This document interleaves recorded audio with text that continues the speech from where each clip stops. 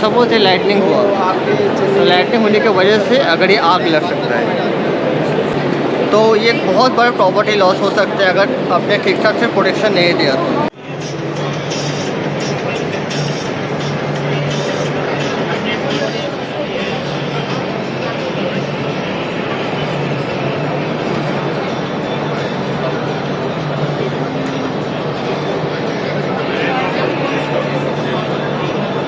मेरा नाम अरिंदम है। मैं सिकिट इलेक्ट्रिकल्स और टेक्नोलॉजीज ये कंपनी से बिलोंग करता हूँ। मैं एक डिज़ाइन इंजीनियर हूँ। बेसिकली हम ये कोशिश कर रहे हैं कि लाइटनिंग अरेस्टर जो है, ये बिजली आजकल बहुत कड़कता है और इसके लिए बहुत डिसएडवांटेज और इवेंट्स होता है, डिज़ास्टर होता है। तो ये कम करने के लिए हम ये लोग कर रहे हैं कि हम ये इंस्टॉल करते हैं so that it gets dissipated quietly into the ground. So अब अगर यहाँ पे प्रोडक्ट साइड में देखिए ना, तो यहाँ पे दो तरह की लाइटनिंग अरेस्टर है। This is the conventional one. This is the single air terminal. Which one? हाँ, this one is the conventional. इससे क्या होता है? Single air terminal. ये conventional type lighting arrestor है। तो इसमें सब बिजली करेक्टर है, it receives and it passes onto the ground. Okay. Now the difference is that between this conventional and the AAC is that this conventional can give around for 1 meter air terminal according to the protection angle method. It can give around 5 meter radius. लेकिन इसका जो ये 107 metre radius देता है ये, and this is according to the French standard. क्योंकि आजकल जो प्रोजेक्ट चल रहा है ऑलमोस्ट जो सोलर वाला है वो ऑलमोस्ट मेगावाट वाला प्रोजेक्ट रहता है। तो मेगावाट वाला प्रोजेक्ट में एकर्स ऑफ लैंड होता है। ठीक है। एकर्स का लैंड में अगर आप ये कन्वेंशनल वाला लगाए ना, तो ये बहुत कॉस्ट एफिशिएंट नहीं होता, बहुत कॉस्ट आ जाता है। तो ये कॉस्ट रिड्यूस करने के लिए हम सजेस्ट करते हैं we go with the because the costing is less. Now इसके साथ साथ ये जो अर्थिंग रॉड से ये वाला सिंगल पाइप है, this is 48 mm dia. This one is the pure, this one is the copper coating 14.2, 17.2, 23 mm dia. Similarly, this is the hot tip on the MS. Now this one is the 17.2, 23 and 32. So all of these products mm, all are in mm, and all of these products are tested in CBRI. हमने एक building structure लिया sir, इसको हम तीनों method से कैसे protect करें। Basically जो लाइटिंग प्रोटेक्शन सिस्टम होता है वो तीनों मेथड से डिज़ाइन होता है। फर्स्ट है protection angle, rolling sphere and mesh. तो ये वाला जो सेक्शन है इस पर हम एक सोलर पैनल बिठाए ऊपर, फिर look at it, solar panel लगा हुआ। हाँ, और demo kind of thing. And in this solar panel we are trying to demonstrate the angle of protection. Okay. जो डिज़ाइन मेथोडोलॉजी से ये वाला जो है ये जो एंगल है ये एंगल 78.7 डिग्रीज रहता है according to the 1 metre air terminal.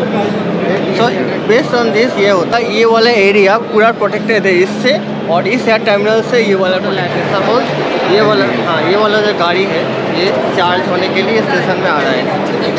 तो अब क्या हो रहा है, अब बिजली कड़क रहा है, तो इसके लिए जब लाइटनिंग होता है, सपोज ये लाइटनिंग हुआ तो इसके अंदर जनरेटर्स रहता है, सोलर पैनल रहता है, जो पूरा पैनल रूम रहता है, सर्वर रूम रहता है, इस चार्जिंग मॉड्यूल पर बैटरीज रहता है। तो इसकी ये सब थ्रेटनिंग है। अगर लाइटनिंग स्ट्राइक हुआ तो ये सब पूरा जल जाएगा अगर ठीक ठाक प्रोटेक्शन नहीं रहा तो यही हम एक्सप्लेन करने की कोशिश करें। इस बिजली की वजह से ये पूरा चीज़ का ख़त्म। सपोज ये लाइटनिंग हुआ तो लाइटनिंग होने की वजह से अगर ये आग लग सकता है।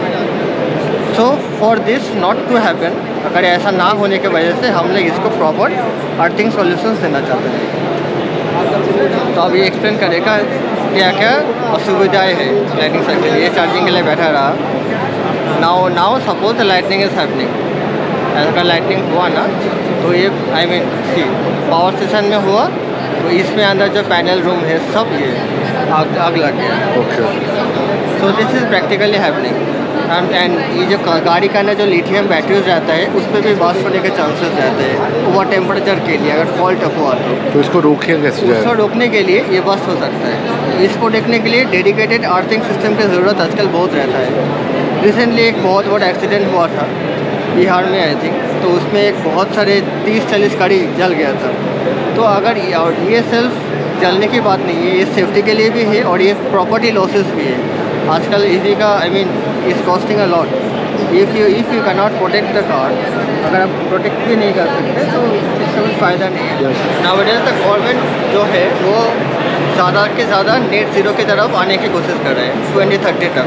तो इसके लिए वो क्या कर रहे हैं, ज़्यादा के ज़्यादा इलेक्ट्रिक व्हीकल्स प्रमोट कर रहे हैं। तो इसके लिए इलेक्ट्रिक व्हीकल्स को ठीक ठाक से रन करने के लिए वी नीड चार्जिंग स्टेशंस, क्योंकि अगर चार्जिंग स्टेशन ज़्यादा नहीं हुआ ना तो गाड़ी ज़्यादा दूर तक नहीं चल पाएगी। तो ये वजह जो दिल्ली आगरा का जो एक्सप्रेस वे है उस पर गवर्नमेंट हर एक 50 किलोमीटर में एक चार्जिंग स्टेशन देने की कोशिश कर रहे हैं। तो अगर लेकिन ये जो चार्जिंग स्टेशन रहेगा ये पूरा आइसोलेटेड जगह पे रहता है। तो अगर इस पर अगर बिजली गिरे ना तो ये क्या होता है कि पूरा नष्ट हो जाएगा। तो for that reason we have partners with the government of India to provide a dedicated lightning protection and earthing, ये पूरा EV चार्जिंग स्टेशन के लिए। क्योंकि हर एक वक्त में एक एक चार्जिंग स्टेशन, क्योंकि आप जानते हो कि पेट्रोल आप चुटकी भर में भर सकते हो, लेकिन ये चार्ज होने में आधा 1 घंटा या 2 घंटा लगता है। तो एक टाइम में एक चार्जिंग स्टेशन में हमेशा 20 से 30 गाड़ियाँ रहता है। तो ये बहुत बड़ा प्रॉपर्टी लॉस हो सकता है अगर आपने ठीक ठाक से प्रोटेक्शन नहीं दिया तो for this reason only we are giving this dedicated lighting protection so that हर एक गाड़ियाँ सेफ रहे, हर एक आदमी सेफ रहे। क्योंकि ये सिर्फ गाड़ियों की बात नहीं है, ये सवाल जीवन का भी सवाल है। So to protect from everything, we are promoting this to speak the public awareness among the people, क्योंकि ये this is one of the major underrated disasters। लोग को इसके बारे में ज़्यादा पता नहीं है, इसलिए लोग इसको अवॉइड करते हैं। So it's a high time for us to move forward into this field also and take a protection in this field also। इसलिए we are trying to explain and install everything about the lighting protection system that is available। That's all। तो मेरा नाम अरिंदम दे है और मैं सिकेट electrical से के काम करता हूँ। मेरा ईमेल आईडी है pce3@siket.in और मेरा मोबाइल नंबर है 8925742444। Now that the government is going towards a net zero by 2030, and for that purpose they are trying to launch as many EV charging vehicles as possible। And now as we know that for the EV charging vehicles for every some period, हाँ, तो थोड़ी देर बाद आपको charge देना पड़ता है। तो सरकार क्या करे, ये जो दिल्ली और आगरा का एक जो एक्सप्रेस वे है उसमें हर एक 50 किलोमीटर में एक चार्जिंग स्टेशन बिठा रहा है।